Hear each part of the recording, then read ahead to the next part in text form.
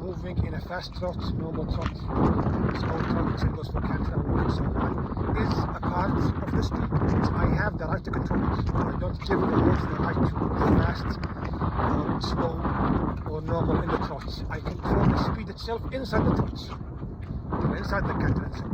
With time, when the horse is well trained and he knows that I can move him fast, slow, normal, trotting, canter, walk and so on, I give him the right to move faster or slower inside the thing I want. For example, I say trot, not canter. Inside the trot you can have the right to trot fast or slow or normal. So this for canter.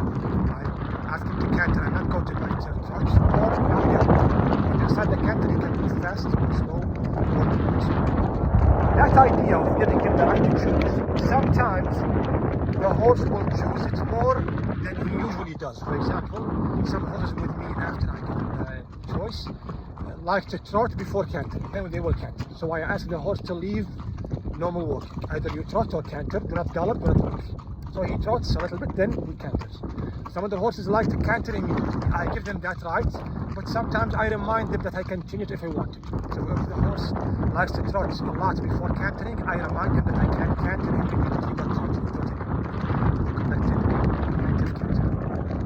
Other horses like to canter immediately without trotting. I remind him that I can trot him. After I do that, I give him the right. Sometimes when he practices his right, he does it more than usually, or more than he usually does. For example, he usually trots for a couple of meters and canters.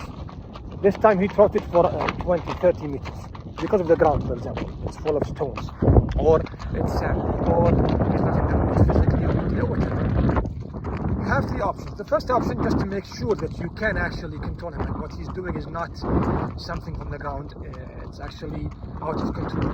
He's trying to be out of control. Give him a clear order. If he says yes, then it's not a way of refusing what you want as much as it's actually about the ground or the mental or physical status of the horse. The second option, which is the best option, the favorite option in my opinion, is keeping up with the horse. If what he did is an idea of trying to be stubborn or refusing to move faster. If I keep up with his movement, as I said before in the book and the videos, he will pull or give in or lean. If I keep up with his neck movement and give him the correct reaction for his action, his way of trying to be stubborn and refusing to canter, for example, is going to be done with the movement of his neck. My reaction is going to be good enough. As I said before, if you react to the horse in the right way and he's trying to be stubborn, he will move fast. And if you react to the horse who's trying to bolt or buck in the right way, he will slow down and stop. So you can do the opposite of what you want. So even without asking him to canter, if that trot, long trot, let's call it, he trotted for a long time, for a long distance. If that trot was an idea of trying to be stubborn, if I keep up with him in the right way, he will end up cantering without me giving him a clear order or forcing him to canter with a clear order with my hands and body and so on.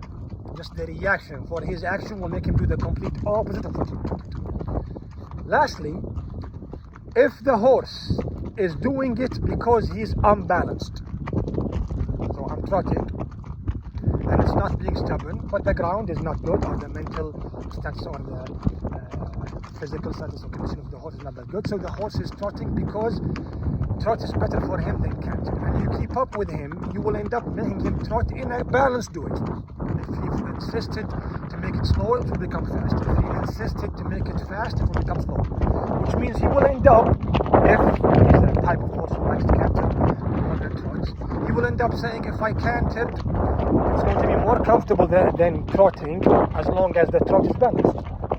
If the trot is balanced, the canter is balanced, and it's a horse that likes to canter more than trotting, he will choose to canter by himself.